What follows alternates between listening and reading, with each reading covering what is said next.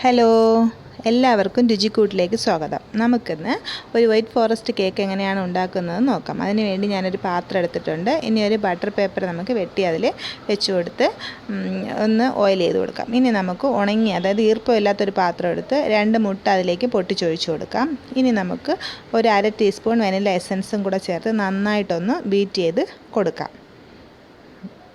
ഇനി 1/2 കപ്പ്, അതായത് 60 ml ഒരു കപ്പിലാണ് ഞാൻ പഞ്ചസാര എടുത്തിട്ടുള്ളത്. അത് കുറേശ്ശെ ഇട്ട് കൊടുത്ത് നമുക്ക് നന്നായിട്ടൊന്ന് ബീറ്റ് ചെയ്തെടുക്കാം. ഇനി വെള്ള കളറിൽ ഇത് പതഞ്ഞ് വരണം, അതുവരേക്കും നമുക്ക് ബീറ്റ് ചെയ്യാം. അങ്ങനെ ഏകദേശം നമുക്ക് പതഞ്ഞ് വിട്ടിട്ടുണ്ട്. ഇനി നമുക്കതിലേക്ക് ഒരു 3 ടേബിൾ സ്പൂൺ ഓയിലാണ് ചേർത്തിട്ടുള്ളത്.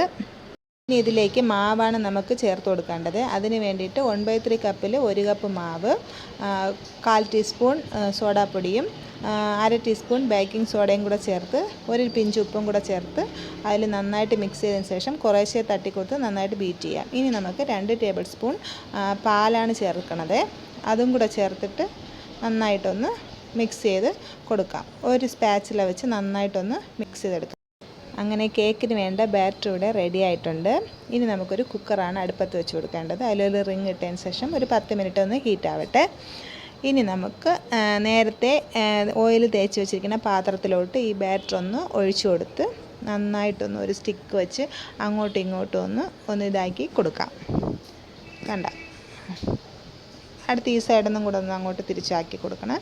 അടുത്ത അല്ലെങ്കിൽ ഇങ്ങനെ ചെറുതായിട്ടൊന്ന് തട്ടിയാലും മതി. ഇനി നമുക്ക് അതിലേക്ക് വെച്ച് കൊടുക്കാം. ഇതിനി ഒരു 30 മിനിറ്റ് അതിലേക്ക് വെച്ച് കൊടുത്താൽ നമുക്കൊന്ന് വെന്ത് കിട്ടും. അങ്ങനെ കേക്കിൻ്റെ സ്പോഞ്ച് ഇവിടെ റെഡി ആയിട്ടുണ്ട്. ഒരു സ്റ്റിക്ക് വെച്ച് കുത്തി നോക്കുമ്പോൾ അതിൽ ഒട്ടൂല, അപ്പോഴത്തേനാണ് അത് കറക്റ്റ് പാകമായെന്നുള്ളത് മനസ്സിലാവണത്. ഉണ്ടാ, സ്പോഞ്ചായിട്ട് ഉണ്ട്, നല്ല സ്പോഞ്ചായിട്ടുണ്ട്. ഇനി നമുക്കിതിനെ ഒന്ന് അതിൻ്റെ മുകളിലുള്ള പാർട്ടിനൊന്ന് ഇതാക്കി കട്ട് ചെയ്തെടുക്കാം. എന്നിട്ട് 3 ലെയറായിട്ടാണ് ഞാൻ അതിനെ കട്ട് ചെയ്തെടുക്കണത്.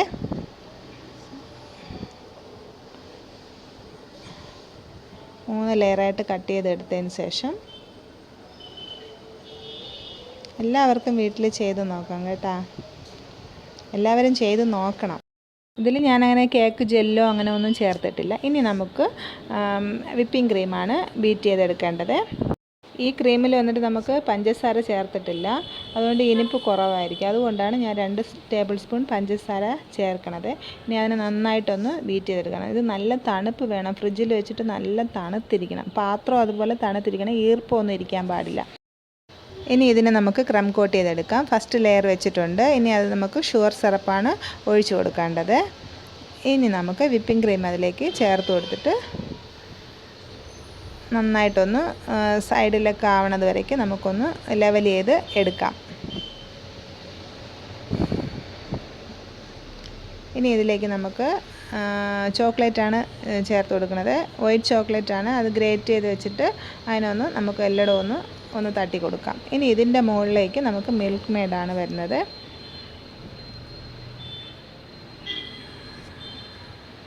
അതും കൂടെ ചേർത്ത് അടുത്ത ലെയർ നമുക്ക് വെച്ച് കൊടുക്കാം. എല്ലാവർക്കും എളുപ്പത്തിൽ വീട്ടിൽ ചെയ്യാൻ പറ്റുന്നതാണ് കേട്ടോ. നമുക്ക് പുറത്തുനിന്ന് വാങ്ങണേക്കാട്ടിലും വീട്ടിൽ ചെയ്ത് കഴിക്കുമ്പോഴത്തേനും നല്ല ടേസ്റ്റും ഉണ്ടാവും. വേറെ കെമിക്കൽ അങ്ങനെ ഒന്നും ചേർക്കണമില്ല, നന്നായിരിക്കും കഴിക്കാനും.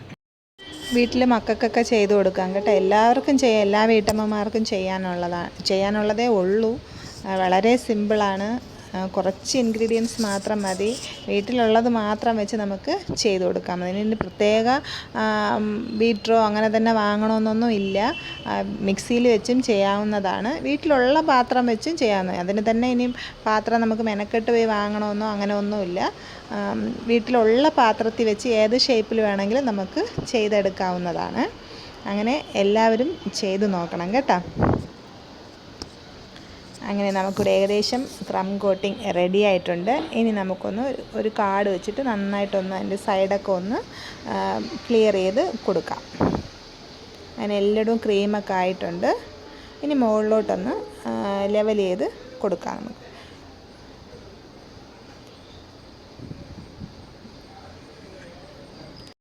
ഒരു കാർഡ് വെച്ചിട്ട് അതിനെ ഒന്ന് ലെവൽ ചെയ്ത് കൊടുത്താൽ മതിയാവും. ഇനി നമുക്കിതിനെ ഒരു 1/2 മണിക്കൂർ ഫ്രിഡ്ജിൽ വെച്ചിരിക്കാം. അത് കഴിഞ്ഞിട്ട് എടുത്തുകൊണ്ട് വന്ന് ഇനി അടുത്ത കോട്ടിങ്ങാണ് നമുക്ക്. ഇനി ലാസ്റ്റ് കോട്ടിങ്ങാണ്. അതിന് കുറച്ച് വിപ്പിംഗ് ക്രീം ഇട്ട് കൊടുത്തതിന് ശേഷം നന്നായിട്ടൊന്ന് എല്ലായിടവും ഒന്ന് സ്പ്രെഡ് ചെയ്ത് കൊടുക്കാം. ഒരേ ലെവലിൽ വരത്തക്ക രീതിയിൽ സ്പ്രെഡ് ചെയ്ത് കൊടുക്കണം കേട്ടോ. അങ്ങനെ നമുക്ക് സിമ്പിളായിട്ട് തന്നെ നമ്മൾ ചെയ്തെടുക്കണത് കേക്ക് എല്ലാവർക്കും വളരെ എളുപ്പത്തിൽ ചെയ്യാൻ പറ്റണ ഒന്നാണ്. വലിയ ബുദ്ധിമുട്ടോ അങ്ങനെ കഷ്ടപ്പാടോ അയ്യോ കേക്ക് ചെയ്യണം എന്നുള്ളൊരു പേടിയോ അങ്ങനെ ഒന്നും വേണ്ട. എല്ലാവർക്കും വളരെ എളുപ്പത്തിൽ നമുക്ക് ചെയ്തെടുക്കാം. അങ്ങനെ നമുക്ക് അതിൻ്റെ ഫിനിഷിംഗ് ഒക്കെ ഏകദേശം ഒന്ന് റെഡി ആയിട്ടുണ്ട് കണ്ട. ഇനി നമുക്ക് ഇതിലേക്ക് ചോക്ലേറ്റാണ് സൈഡിലൊക്കെ ഞാൻ വെച്ച് കൊടുക്കുന്നത്. വൈറ്റ് ചോക്ലേറ്റ് ഗ്രേറ്റ് ചെയ്ത് വെച്ചതിന് ശേഷം അത് ഫ്രിഡ്ജിൽ വയ്ക്കുമ്പോഴത്തേന് നന്നായിട്ടൊന്ന് തണുത്ത് പൊരുപൊരാന്നിരിക്കും, കയ്യിലൊന്നും ഒട്ടിപ്പിടിക്കില്ല. അതൊക്കെ നമുക്ക് നല്ലോണം ഒന്ന് ഫില്ല് ചെയ്ത് കൊടുക്കാം. സൈഡ് മൊത്തം ഞാൻ ചോക്ലേറ്റ് കൊണ്ടാണ് ഫില്ല് ചെയ്തിരിക്കുന്നത്. ഇനി അതിനുള്ള ഡിസൈൻ കൊടുക്കാം.